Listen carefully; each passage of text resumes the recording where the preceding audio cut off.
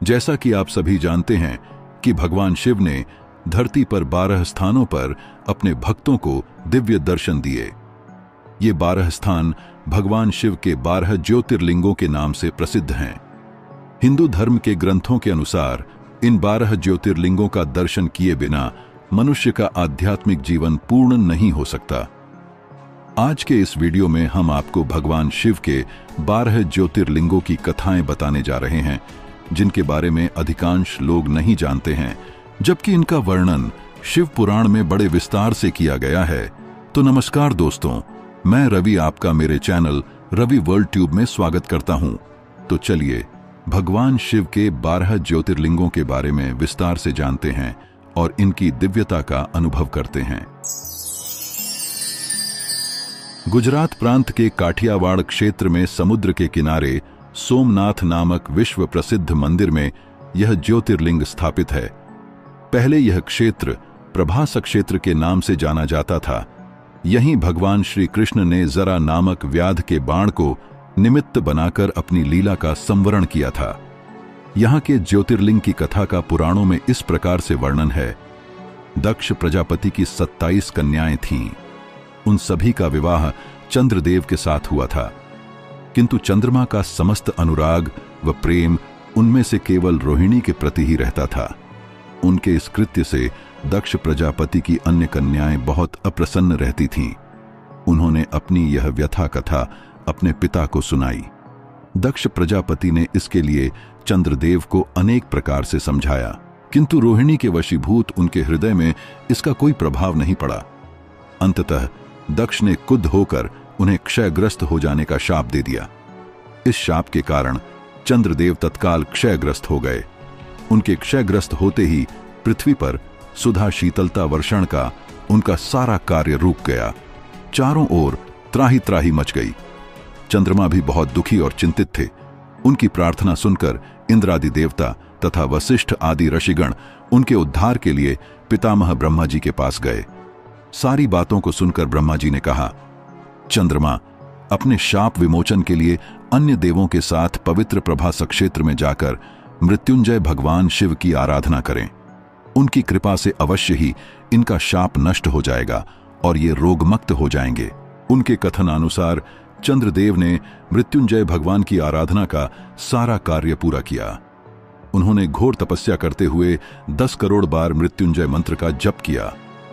इससे प्रसन्न होकर मृत्युंजय भगवान शिव ने उन्हें अमृतत्व का वर प्रदान किया। उन्होंने कहा, चंद्रदेव, तुम शोक न करो। मेरे वर से तुम्हारा शाप मोचन तो होगा ही, साथ ही साथ प्रजापति दक्ष के वचनों की रक्षा भी हो जाएगी। कृष्ण पक्ष में प्रतिदिन तुम्हारी एक एक कला क्षीण होगी, किंतु पुनः शुक्ल पक्ष में उसी क्रम से तुम्हारी एक एक कला बढ़ जाया करेगी। इस प्रकार प्रत्येक पूर्णिमा को तुम्हें पूर्ण चंद्रत्व प्राप्त होता रहेगा। चंद्रमा को मिलने वाले इस वरदान से सारे लोगों के प्राणी प्रसन्न हो उठे। शाप मुक्त होकर चंद्रदेव ने अन्य देवताओं के साथ मिलकर मृत्युंजय भगवान से प्रार्थना की कि आप माता पार्वती जी के साथ सदा के लिए प्राणों के उद्धारार्थ यहाँ निवास करें। भगवान शिव उनकी इस प्रार्थना को स्वीकार करके ज्योतिर्लिंग के रूप में माता पार्वती जी के साथ तभी से यहाँ रहने लगे। पावन प्रभास क्षेत्र में स्थित इस सोमनाथ ज्योतिर्लिंग की महिमा महाभारत, श्रीमद् भागवत तथा स्कंद पुराण आदि में विस्तार से बताई गई है। चंद्रमा का एक नाम सोम भी है। उन्होंने भगवान शिव को ही अपना नाथ स्वामी मानकर यहाँ तपस्या की थी। अतः इस ज्योतिर्लिंग को सोमनाथ कहा जाता है।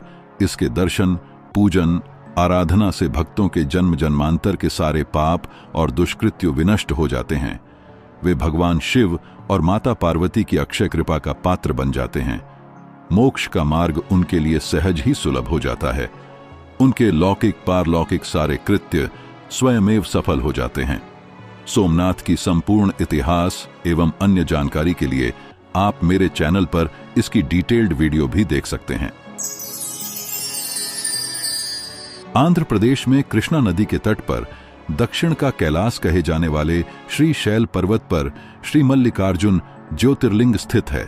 महाभारत, शिव पुराण तथा पद्म पुराण आदि धर्म ग्रंथों में इसकी महिमा और महत्ता का विस्तार से वर्णन किया गया है। पुराणों में इस ज्योतिर्लिंग की कथा इस प्रकार से वर्णन है।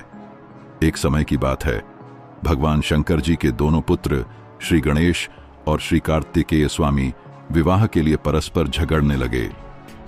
प्रत्येक का आग्रह था कि पहले मेरा विवाह किया जाए। उन्हें लड़ते झगड़ते देखकर भगवान शंकर और मां भवानी ने कहा, तुम लोगों में से जो पहले पूरी पृथ्वी का चक्कर लगाकर यहां वापस लौट आएगा, उसी का विवाह पहले किया जाएगा। माता पिता की यह बात सुनकर श्री कार्तिकेय स्वामी तो अपने वाहन मयूर पर विराजित हो तुरंत पृथ्वी परिक्रमा के लिए दौड़ पड़े। लेकिन गणेश जी के लिए तो यह कार्य बड़ा ही कठिन था। एक तो उनकी काया स्थूल थी, दूसरे उनका वाहन भी मूषक चूहा था। भला वे दौड़ में स्वामी कार्तिकेय की बराबरी किस प्रकार कर पाते। लेकिन उनकी काया जितनी स्थूल थी, बुद्धि उसी के अनुपात में सूक्ष्म और तीक्ष्ण थी। उन्होंने अविलंब पृथ्वी की परिक्रमा का एक सुगम उपाय खोज निकाला।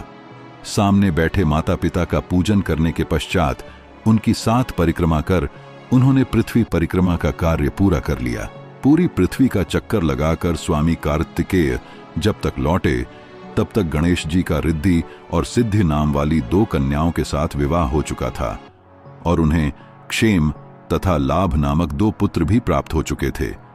यह सब देखकर स्वामी कार्तिकेय अत्यंत रुष्ट होकर क्रौंच पर्वत पर चले गए। माता पार्वती वहां उन्हें मनाने पहुंची। पीछे शंकर भगवान वहां पहुंचकर ज्योतिर्लिंग के रूप में प्रकट हुए और तब से मल्लिकार्जुन ज्योतिर्लिंग के नाम से प्रख्यात हुए। इनकी अर्चना सर्वप्रथम मल्लिका पुष्पों से की गई थी। मल्लिकार्जुन नाम पड़ने का यही कारण है। एक दूसरी कथा यह भी कही जाती है, इस शैल पर्वत के निकट किसी समय राजा चंद्रगुप्त की राजधानी थी। किसी विपत्ति विशेष के निवारणार्थ उनकी एक कन्या महल से निकलकर इस पर्वतराज के आश्रम में आकर यहाँ के गोपों के साथ रहने लगी। उस कन्या के पास एक बड़ी ही शुभ लक्षणा सुंदर श्यामा गौ थी। उस गौ का दूध रात में कोई चोरी से दुह ले जाता था।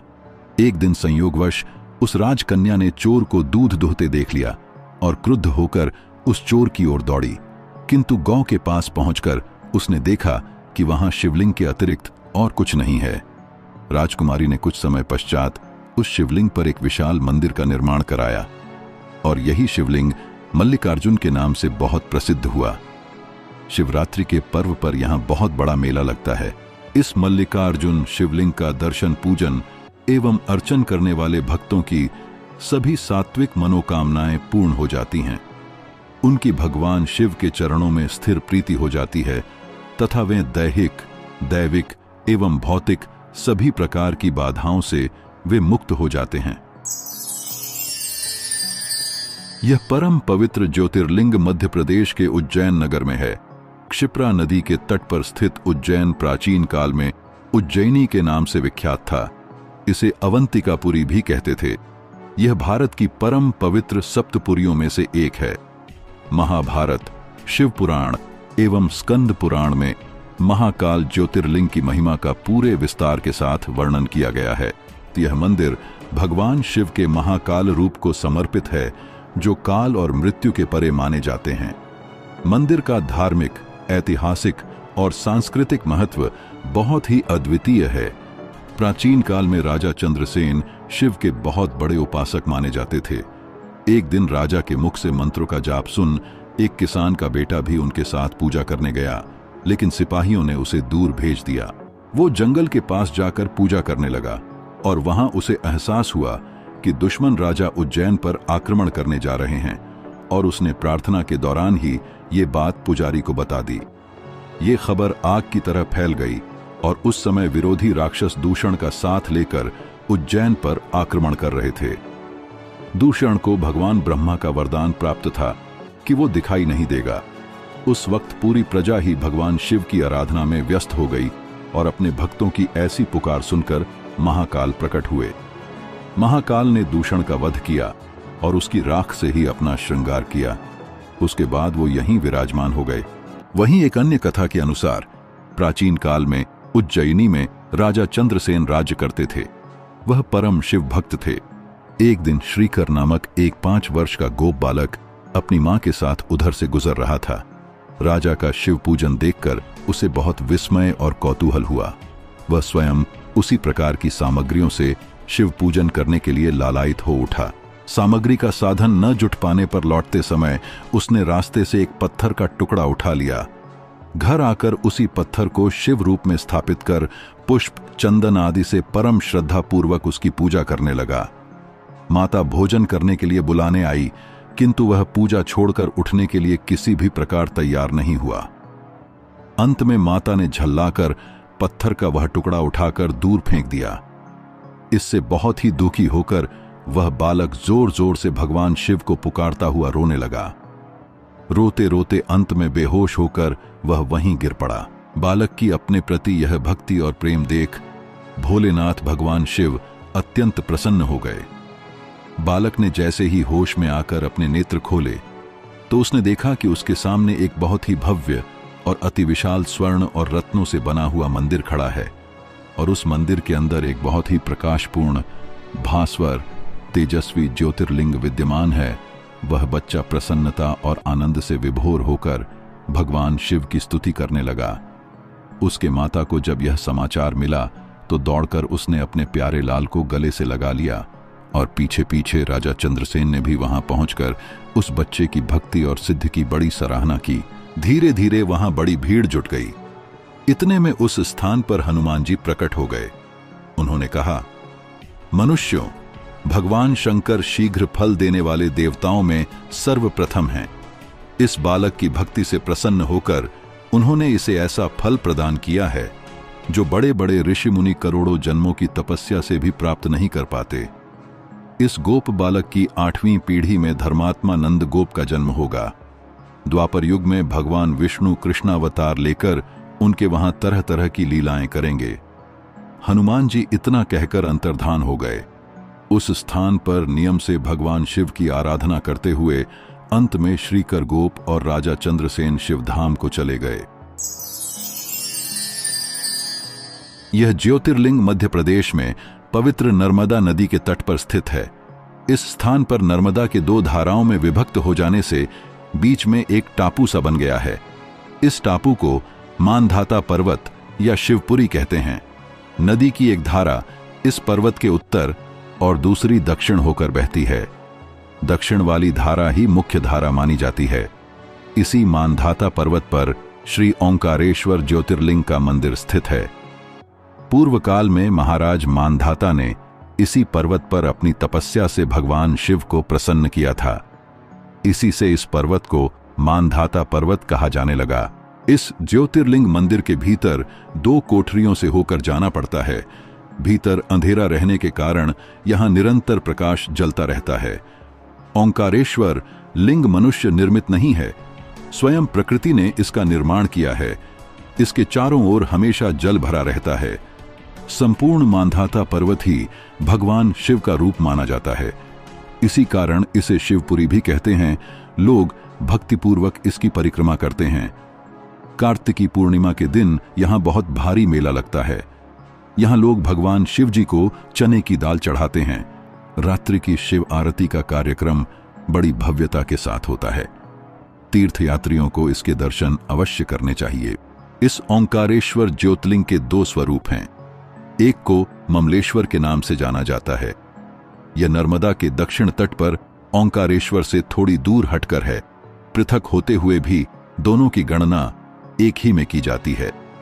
लिंग के 2 स्वरूप होने की कथा पुराणों में इस प्रकार दी गई है। एक बार विंध्य पर्वत ने पार्थिव अर्चना के साथ भगवान शिव की 6 मास तक कठिन उपासना की। उनकी इस उपासना से प्रसन्न होकर भूत भावन शंकर जी वहां प्रकट हुए। उन्होंने विंध्य को उनके मनोवांछित वर प्रदान किए। विंध्याचल की इस वर प्राप्ति के अवसर पर वहां बहुत से ऋषिगण और मुनि भी पधारे। उनकी प्रार्थना पर शिवजी ने अपने ओंकारेश्वर नामक लिंग के 2 भाग किए। एक का नाम ओंकारेश्वर और दूसरे का अमलेश्वर पड़ा। शिव पुराण में इस ज्योतिर्लिंग की महिमा का विस्तार से वर्णन किया गया है। श्री ओंकारेश्वर और श्री ममलेश्वर के दर्शन का पुण्य बताते हुए नर्मदा स्नान के पावन फल का भी वर्णन किया गया है। प्रत्येक मनुष्य को इस क्षेत्र की यात्रा अवश्य ही करनी चाहिए। लौकिक पारलौकिक दोनों प्रकार के उत्तम फलों की प्राप्ति भगवान ओंकारेश्वर की कृपा से सहज हो जाती है। अर्थ, धर्म, काम, मोक्ष के सभी साधन उसके लिए सहज ही सुलभ हो जाते हैं। अंततः उसे लोकेश्वर महादेव भगवान शिव के परमधाम की प्राप्ति भी हो जाती है। यह ज्योतिर्लिंग पर्वतराज हिमालय की केदार नामक चोटी पर स्थित है। पुराणों एवं शास्त्रों में श्री केदारेश्वर ज्योतिर्लिंग की महिमा का वर्णन बारंबार किया गया है। यहाँ की प्राकृतिक शोभा देखते ही बनती है। इस चोटी के पश्चिम भाग में पुण्यमती मंदाकिनी नदी के तट पर स्थित केदारेश्वर महादेव का मंदिर अपने स्वरूप से ही हमें धर्म और अध्यात्म की ओर बढ़ने का संदेश देते हैं। इस अति पवित्र पुण्य फलदायी ज्योतिर्लिंग की स्थापना के विषय में पुराणों में यह कथा वर्णित है। अनंत रत्नों के जनक, अतिशय पवित्र, तपस्वियों, ऋषियों, सिद्धों, देवताओं की निवास भूमि पर्वतराज हिमालय के केदार नामक अत्यंत शोभाशाली श्रृंग पर महातपस्वी श्रीनर और नारायण ने बहुत वर्षों तक भगवान शिव को प्रसन्न करने के लिए बड़ी कठिन तपस्या की। कई हजार वर्षों तक वे निराहार रहकर एक पैर पर खड़े होकर शिव नाम का जप करते रहे। इस तपस्या से सारे लोकों में उनकी चर्चा होने लगी। देवता, अर्षमुनि, यक्ष, गंधर्व सभी उनकी साधना और संयम की प्रशंसा करने लगे। चराचर के पितामह ब्रह्मा जी और सबका पालन पोषण करने वाले भगवान विष्णु भी महातपस्वी नर नारायण के तप की प्रशंसा करने लगे। अंत में भगवान शंकर जी भी उनकी उस कठिन साधना से प्रसन्न हो उठे। उन्होंने प्रत्यक्ष प्रकट होकर उन दोनों ऋषियों को दर्शन दिए। भगवान शिव जी ने अत्यंत प्रसन्न होकर उनसे वर मांगने को कहा। भगवान शिव की यह बात सुनकर दोनों ऋषियों ने उनसे कहा, देवाधिदेव महादेव, यदि आप हम पर प्रसन्न हैं तो भक्तों के कल्याण हेतु आप सदा सर्वदा के लिए अपने स्वरूप को यहां स्थापित करने की कृपा करें। आपके यहां निवास करने से यह स्थान सभी प्रकार से अत्यंत पवित्र हो उठेगा। यहां आपका दर्शन पूजन करने वाले मनुष्यों को आपकी अविनाशिनी भक्ति प्राप्त हुआ करेगी। उनकी प्रार्थना सुनकर भगवान शिव ने ज्योतिर्लिंग के रूप में वहां वास करना स्वीकार किया। केदार नामक हिमालय श्रृंग पर स्थित होने के कारण इस ज्योतिर्लिंग को श्री केदारेश्वर ज्योतिर्लिंग के रूप में जाना जाता है। वहीं एक अन्य कथा के अनुसार महाभारत के बाद पांडव अपने गोत्र बंधुओं की हत्या के पाप से मुक्ति के लिए भगवान शिव की शरण में जाना चाहते थे और इसके लिए वह भगवान शिव की खोज करने हिमालय की ओर गए। तब भगवान शिव अंतर्ध्यान होकर केदार में जा बसे। पांडव भी उनके पीछे केदार पर्वत पहुंच गए। तब भगवान शिव ने पांडवों को आता देख भैंसे का रूप धारण कर लिया और पशुओं के बीच में चले गए। भगवान शिव के दर्शन पाने के लिए पांडवों ने एक योजना बनाई और भीम ने विशाल रूप धारण कर अपने दोनों पैर केदार पर्वत के दोनों ओर फैला दिए। सभी पशु भीम के पैरों के बीच से गुजर गए, लेकिन भैंसे के रूप में भगवान शिव भीम के पैर के नीचे से निकले। तभी भगवान शिव को पहचानकर भीम ने भैंसे को पकड़ना चाहा तो वह धरती में समाने लगा। तब भीम ने भैंसे का पिछला भाग कसकर पकड़ लिया। भगवान शिव पांडवों की भक्ति से प्रसन्न हुए और उन्हें दर्शन देकर पाप से मुक्त कर दिया। कहा जाता है कि तभी से भगवान शिव की यहाँ भैंसे की पीठ की आकृति के रूप में पूजे जाते हैं। मान्यता है कि इस भैंसे का मुख नेपाल में निकला, जहां भगवान शिव की पूजा पशुपतिनाथ के रूप में की जाती है। केदारनाथ तथा पशुपतिनाथ के संपूर्ण इतिहास एवं महिमा को जानने के लिए भी आप हमारे चैनल में जाकर उसकी वीडियो देख सकते हैं। इस ज्योतिर्लिंग के दर्शन पूजन तथा यहाँ स्नान करने से भक्तों को लौकिक फलों की प्राप्ति होने के साथ साथ अचल शिव भक्ति तथा मोक्ष की प्राप्ति भी हो जाती है। यह ज्योतिर्लिंग पुणे से लगभग 100 किलोमीटर दूर सह्याद्री की पहाड़ी पर स्थित है। इसे भीमाशंकर भी कहते हैं। इस ज्योतिर्लिंग की स्थापना के विषय में शिव पुराण में यह कथा वर्णित है। प्राचीन काल में भीम नामक एक महाप्रतापी राक्षस था। वह कामरूप प्रदेश में अपनी मां के साथ रहता था। वह महाबली राक्षस राज रावण के छोटे भाई कुंभकर्ण का पुत्र था, लेकिन उसने अपने पिता को कभी नहीं देखा था। उसके होश संभालने के पूर्व ही भगवान राम के द्वारा कुंभकर्ण का वध कर दिया गया था। जब वह युवावस्था को प्राप्त हुआ तब उसकी माता ने उससे सारी बातें बताईं। भगवान विष्णु के अवतार श्री रामचंद्र जी द्वारा अपने पिता के वध की बात सुनकर वह महाबली राक्षस अत्यंत संतप्त और क्रुद्ध हो उठा और फिर वह निरंतर भगवान श्री हरि के वध का उपाय सोचने लगा और उसने अपने इच्छा की प्राप्ति के लिए 1000 वर्ष तक कठिन तपस्या की। उसकी तपस्या से प्रसन्न होकर ब्रह्मा जी ने उसे लोक विजयी होने का वर दे दिया और फिर वह राक्षस ब्रह्मा जी के उस वर के प्रभाव से सारे प्राणियों को पीड़ित करने लगा। उसने देवलोक पर आक्रमण करके इंद्र आदि सारे देवताओं को वहां से बाहर निकाल दिया। पूरे देवलोक पर अब भीम का अधिकार हो गया था। इसके बाद उसने भगवान श्रीहरि को भी युद्ध में परास्त कर दिया। श्रीहरि को पराजित करने के पश्चात उसने काम रूप के परम शिव भक्त राजा सुदक्षिण पर आक्रमण करके उन्हें मंत्रियों अनुचरों सहित बंदी बना लिया। इस प्रकार धीरे धीरे उसने सारे लोकों पर अपना अधिकार जमा लिया। उसके अत्याचार से वेदों, पुराणों, शास्त्रों और स्मृतियों का सर्वत्र एकदम लुप्त हो गया। वह किसी को कोई भी धार्मिक कृत्य नहीं करने देता था। इस प्रकार यज्ञ, दान, तप, स्वाध्याय आदि के सारे काम एकदम से रुक गए। भीम के अत्याचार की भीषणता से घबराकर ऋषि मुनि और देवगण भगवान शिव की शरण में गए और उनसे अपना तथा अन्य सारे प्राणियों का दुख बताया। उनकी यह प्रार्थना सुनकर भगवान शिव ने कहा, मैं शीघ्र ही उस अत्याचारी राक्षस का संहार करूंगा। उसने मेरे प्रिय भक्त कामरूप नरेश सुदक्षिण को भी सेवकों सहित बंदी बना लिया है। वह अत्याचारी असुर अब और अधिक जीवित रहने का अधिकारी नहीं रह गया। भगवान शिव से यह आश्वासन पाकर ऋषि मुनि और देवगण अपने अपने स्थान को वापस लौट गए। इधर राक्षस भीम के बंदी गृह में पड़े हुए राजा सुदक्षिण ने भगवान शिव का ध्यान किया। वे अपने सामने पार्थिव शिवलिंग रखकर अर्चना कर रहे थे। उन्हें ऐसा करते देख क्रोधोन्मत्त होकर राक्षस भीम ने अपनी तलवार से उस पार्थिव शिवलिंग पर प्रहार किया, किंतु उसकी तलवार का स्पर्श भी उस लिंग पर नहीं हो पाया और फिर उसके भीतर से साक्षात शंकर जी वहां प्रकट हो गए और उन्होंने अपनी हुंकार मात्र से उस राक्षस को वहीं जलाकर भस्म कर दिया। भगवान शिव जी का यह अद्भुत कृत्य देखकर सारे ऋषि मुनि और देवगण वहां एक होकर उनकी स्तुति करने लगे और सभी ने भगवान शिव से प्रार्थना की कि हे महादेव, आप लोक कल्याणार्थ अब सदा के लिए यहीं निवास करें। यह क्षेत्र शास्त्रों में अपवित्र बताया गया है। आपके निवास से यह परम पवित्र पुण्य क्षेत्र बन जाएगा। भगवान शिव ने सबकी प्रार्थना स्वीकार कर ली और वहां वे ज्योतिर्लिंग के रूप में सदा के लिए निवास करने लगे। उनका यह ज्योतिर्लिंग भीमेश्वर के नाम से विख्यात हुआ। शिव पुराण में यह कथा पूरे विस्तार से दी गई है। इस ज्योतिर्लिंग की महिमा अमोघ है। इसके दर्शन का फल कभी व्यर्थ नहीं जाता। भक्तों की सभी मनोकामनाएं यहां आकर पूर्ण हो जाती हैं।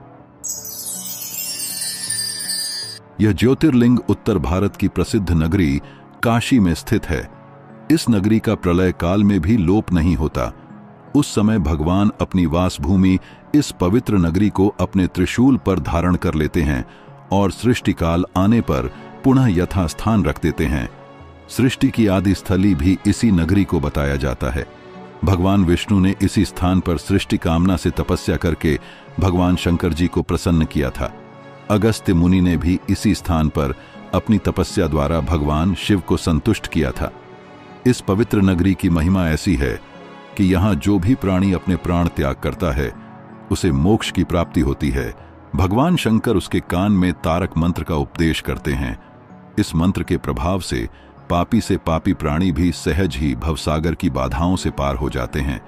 पुराणों में लिखा है, विषयासक्त चित्तोपि त्यक्त धर्म रतिर्नरः इह क्षेत्रे मृतः सौपि संसारे न पुनर्भवेत। अर्थात विषयों में आसक्त अधर्मी व्यक्ति भी यदि इस काशी क्षेत्र में मृत्यु को प्राप्त हो तो उसे भी पुनः संसार बंधन में नहीं आना पड़ता। मत्स्य पुराण में इस नगरी का महत्व बताते हुए कहा गया है, जप, ध्यान और ज्ञान रहित तथा दुखों से पीड़ित मनुष्यों के लिए काशी ही एकमात्र परम गति है। श्री विश्वनाथ के आनंद कानन में दशाश्वमेध, लोलार्क, बिंदु माधव, केशव और मणिकर्णिका, ये 5 प्रश्न तीर्थ हैं। इसी से इसे अविमुक्त क्षेत्र कहा जाता है। इस परम पवित्र नगरी के उत्तर की तरफ ओंकार खंड, दक्षिण में केदार खंड और बीच में विश्वेश्वर खंड है। प्रसिद्ध विश्वनाथ ज्योतिर्लिंग इसी खंड में स्थित है। पुराणों में इस ज्योतिर्लिंग के संबंध में यह कथा दी गई है। भगवान शंकर पार्वती जी से विवाह करके कैलाश पर्वत पर रह रहे थे, लेकिन वहां पिता के घर में ही विवाहित जीवन बिताना पार्वती जी को अच्छा नहीं लगता था। एक दिन उन्होंने भगवान शिव से कहा, आप मुझे अपने घर ले चलिए, यहां रहना मुझे अच्छा नहीं लगता। सारी लड़कियां शादी के बाद अपने पति के घर जाती हैं और मुझे पिता के घर में ही रहना पड़ रहा है। भगवान शिव ने उनकी यह बात स्वीकार कर ली और वह माता पार्वती जी को साथ लेकर अपनी पवित्र नगरी काशी में आ गए। यहां आकर वे विश्वनाथ ज्योतिर्लिंग के रूप में स्थापित हो गए। इस ज्योतिर्लिंग के दर्शन पूजन द्वारा मनुष्य समस्त पापों तापों से छुटकारा पा लेता है। यहां प्रतिदिन नियम से श्री विश्वनाथ के दर्शन करने वाले भक्तों के योगक्षेम का समस्त भार भगवान शंकर अपने ऊपर ले लेते हैं। ऐसा भक्त उनके परम धाम का अधिकारी बन जाता है। भगवान शिव जी की कृपा उस पर सदैव बनी रहती है।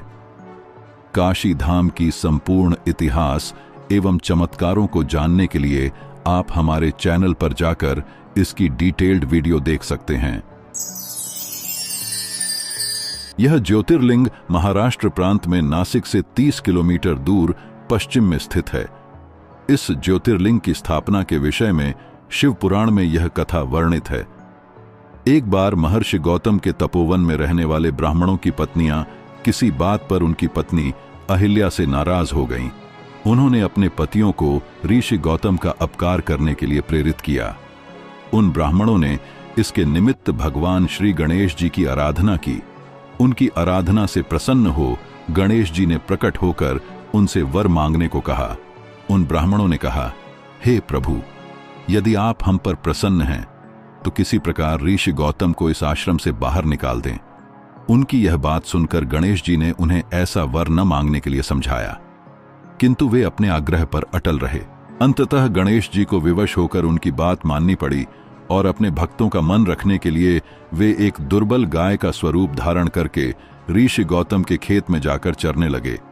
गाय को फसल चरते देख ऋषि बड़ी नरमी के साथ हाथ में तृण लेकर उसे हाँकने के लिए गए, परंतु उन तृणों का स्पर्श मात्र होते ही वह गाय वहीं मूर्छित होकर गिर पड़ी। फिर उसके बाद बड़ा हाहाकार मच गया। सारे ब्राह्मण एकत्र हो गो हत्यारा कहकर ऋषि गौतम की कोसने करने लगे। ऋषि गौतम इस घटना से बहुत आश्चर्यचकित और दुखी थे। अब उन सारे ब्राह्मणों ने कहा कि तुम्हें यह आश्रम छोड़कर अन्यत्र कहीं दूर चले जाना चाहिए। गो हत्यारे के निकट रहने से हमें भी पाप लगेगा। विवश होकर ऋषि गौतम अपनी पत्नी अहिल्या के साथ वहां से एक कोस दूर जाकर रहने लगे, किंतु उन ब्राह्मणों ने वहां भी उनका रहना दुर्लभ कर दिया। वे कहने लगे, गो हत्या के कारण तुम्हें अब वेद पाठ और यज्ञादि के कार्य करने का कोई अधिकार नहीं रह गया। तब अत्यंत अनुनय भाव से ऋषि गौतम ने उन ब्राह्मणों से प्रार्थना की कि आप लोग मेरे प्रायश्चित और उद्धार का कोई उपाय बताएं। तब उन्होंने कहा, गौतम, तुम अपने पाप को सर्वत्र सबको बताते हुए 3 बार पूरी पृथ्वी की परिक्रमा करो, फिर लौटकर यहां 1 महीने तक व्रत करो। इसके बाद ब्रह्मगिरी की 101 परिक्रमा करने के बाद तुम्हारी शुद्धि होगी, अथवा यहां गंगा जी को लाकर उनके जल से स्नान करके 1 करोड़ पार्थिव शिवलिंगों से शिव जी की आराधना करो। इसके बाद पुनः गंगा जी में स्नान करके इस ब्रह्मगिरी की 11 बार परिक्रमा करो। फिर 100 घड़ों के पवित्र जल से पार्थिव शिवलिंगों को स्नान कराने से तुम्हारा उद्धार होगा। ब्राह्मणों के कथनानुसार महर्षि गौतम वे सारे कार्य पूरे करके पत्नी के साथ पूर्णतः तल्लीन होकर भगवान शिव की आराधना करने लगे। इससे प्रसन्न हो भगवान शिव ने प्रकट होकर उनसे वर मांगने को कहा। तब महर्षि गौतम ने उनसे कहा, भगवान, मैं यही चाहता हूं कि आप मुझे गौ हत्या के पाप से मुक्त कर दें। भगवान शिव ने कहा, गौतम, तुम सर्वथा निष्पाप हो। गौ हत्या का अपराध तुम पर छलपूर्वक लगाया गया था। छलपूर्वक ऐसा करवाने वाले तुम्हारे आश्रम के ब्राह्मणों को मैं दंड देना चाहता हूं। इस पर महर्षि गौतम ने कहा कि हे प्रभु, उन्हीं के निमित्त से तो मुझे आपका दर्शन प्राप्त हुआ है। अब उन्हें मेरा परमहित समझकर उन पर आप क्रोध न करें। बहुत से ऋषियों, मुनियों और देवगणों ने वहां एकत्र हो गौतम की बात का अनुमोदन करते हुए भगवान शिव से सदा वहां निवास करने की प्रार्थना की, और उनकी बात मानकर भोलेनाथ वहां त्र्यंब ज्योतिर्लिंग के नाम से स्थित हो गए।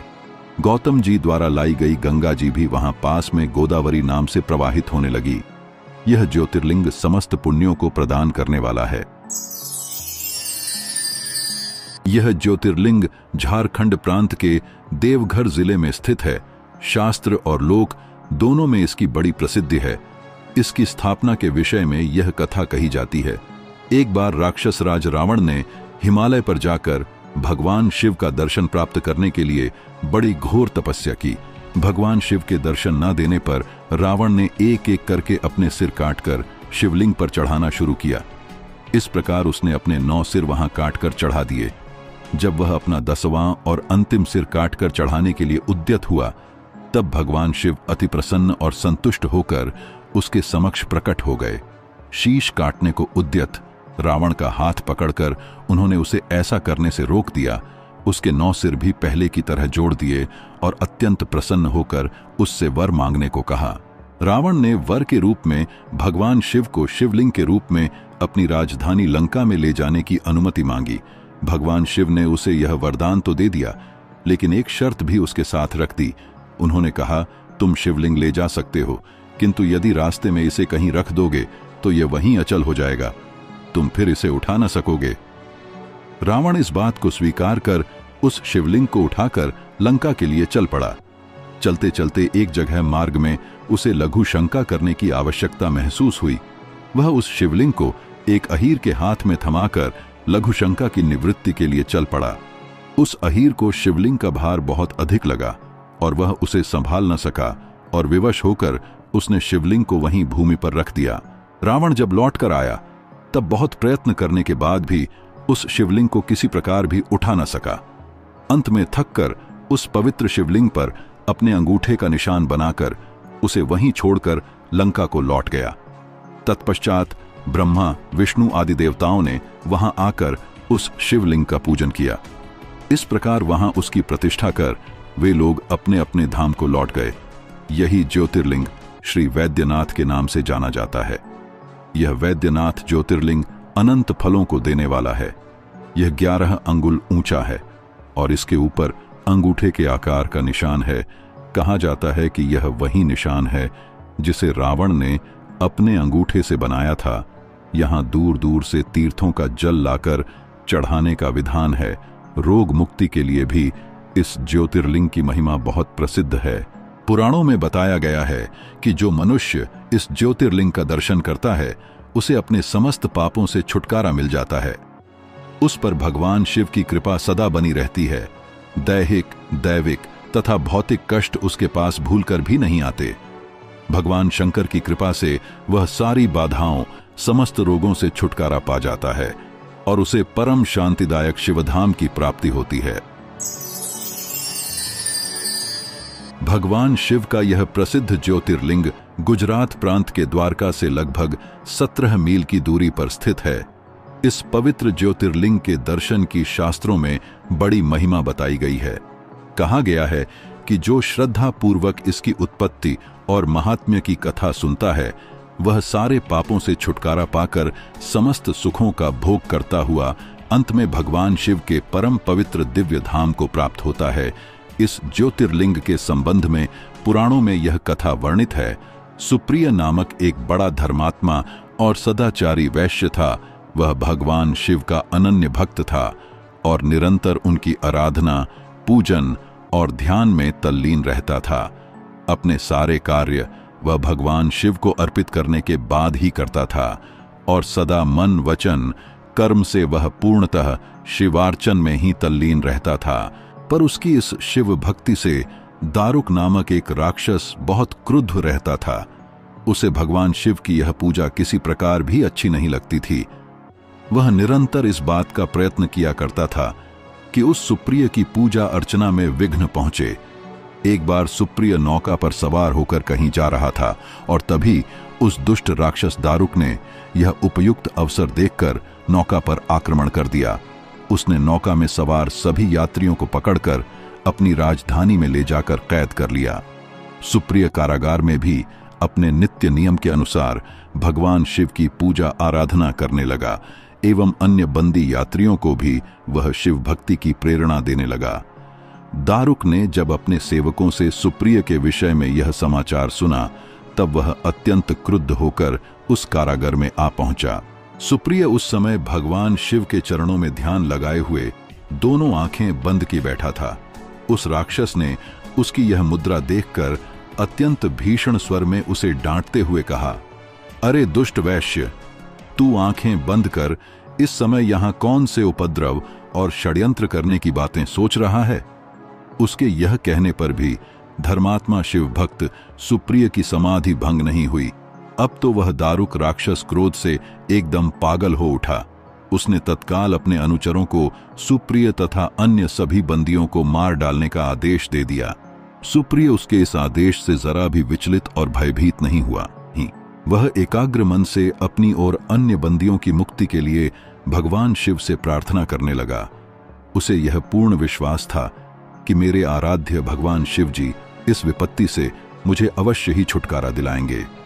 उसकी प्रार्थना सुनकर भगवान शंकर जी तत्क्षण उस कारागार में एक ऊंचे स्थान में एक चमकते हुए सिंहासन पर स्थित होकर ज्योतिर्लिंग के रूप में प्रकट हो गए। उन्होंने इस प्रकार सुप्रिय को दर्शन देकर उसे अपना पाशुपत अस्त्र भी प्रदान किया। इस अस्त्र से राक्षस दारुक तथा उसके सहायक का वध करके सुप्रिय शिवधाम को चला गया और भगवान शिव के आदेशानुसार ही इस ज्योतिर्लिंग का नाम नागेश्वर पड़ा। इस ज्योतिर्लिंग की स्थापना मर्यादा पुरुषोत्तम भगवान श्री रामचंद्र जी ने की थी। स्कंद पुराण में इसकी महिमा विस्तार से वर्णित है। इसके विषय में यह कथा कही जाती है। जब भगवान श्री रामचंद्र जी लंका पर चढ़ाई करने के लिए जा रहे थे तब इसी स्थान पर उन्होंने समुद्र की बालू से शिवलिंग बनाकर इसका पूजन किया था तथा भगवान शिव से रावण पर विजय प्राप्त करने का वर मांगा था और भगवान शिव ने बड़े प्रसन्नता के साथ यह वर भगवान श्री राम को दे दिया।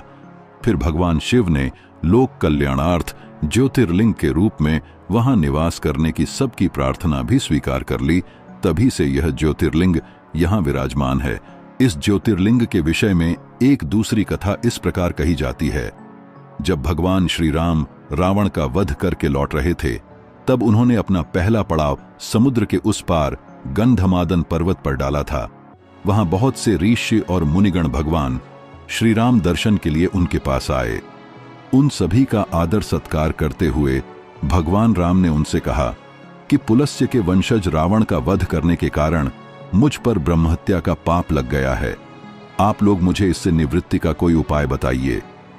यह बात सुनकर वहां उपस्थित सारे ऋषियों मुनियों ने एक स्वर से कहा कि आप यहां शिवलिंग की स्थापना कीजिए, इससे आप ब्रह्महत्या के पाप से छुटकारा पा जाएंगे।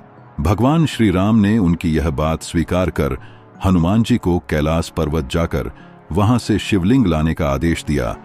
हनुमान जी तत्काल ही वहां जा पहुंचे, किंतु उन्हें उस समय वहां भगवान शिव के दर्शन नहीं हुए। अतः वे उनका दर्शन प्राप्त करने के लिए वहीं बैठकर तपस्या करने लगे।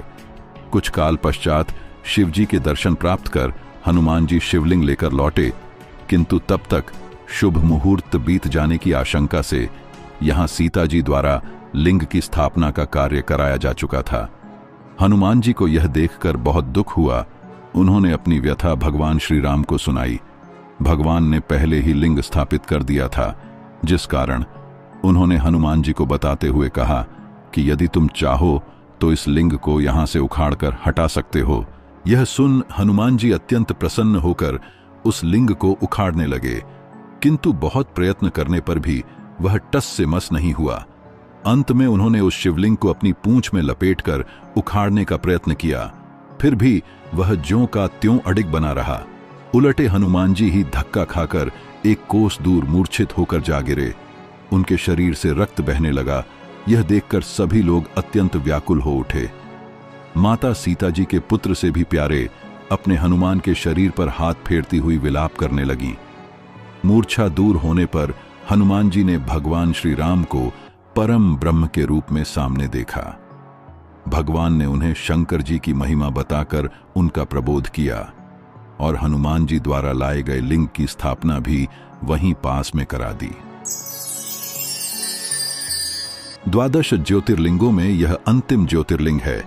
इसे घुश्मेश्वर, घुसुणेश्वर या घृष्णेश्वर भी कहा जाता है। यह महाराष्ट्र प्रदेश में दौलताबाद से 12 मील दूर वेरुल गांव के पास स्थित है। इस ज्योतिर्लिंग के विषय में पुराणों में यह कथा वर्णित है। दक्षिण देश में देवगिरी पर्वत के निकट सुधर्मा नामक एक अत्यंत तेजस्वी तपोनिष्ठ ब्राह्मण रहता था। उसकी पत्नी का नाम सुदेहा था। दोनों में परस्पर बहुत प्रेम था और उन्हें किसी भी प्रकार का कोई कमी नहीं था, लेकिन उन्हें कोई संतान नहीं थी। ज्योतिष गणना से पता चला कि सुदेहा के गर्भ से संतानोत्पत्ति हो ही नहीं सकती। सुदेहा संतान की बहुत ही इच्छुक थी। उसने सुधर्मा से अपनी छोटी बहन से दूसरा विवाह करने का आग्रह किया। पहले तो सुधर्मा को यह बात नहीं जची, लेकिन अंत में उन्हें पत्नी की जिद के आगे झुकना ही पड़ा। वे उसका आग्रह टाल नहीं पाए और वे अपनी पत्नी की छोटी बहन घुष्मा को ब्याह कर घर ले आए।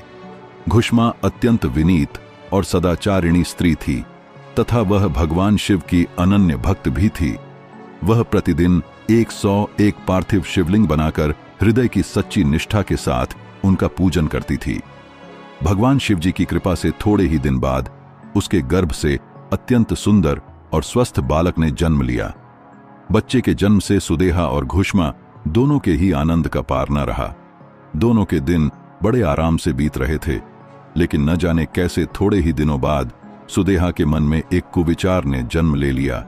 वह सोचने लगी, मेरा तो इस घर में कुछ है नहीं, सब कुछ तो घुष्मा का है। पति पर भी उसने अधिकार जमा लिया, संतान भी उसी की है।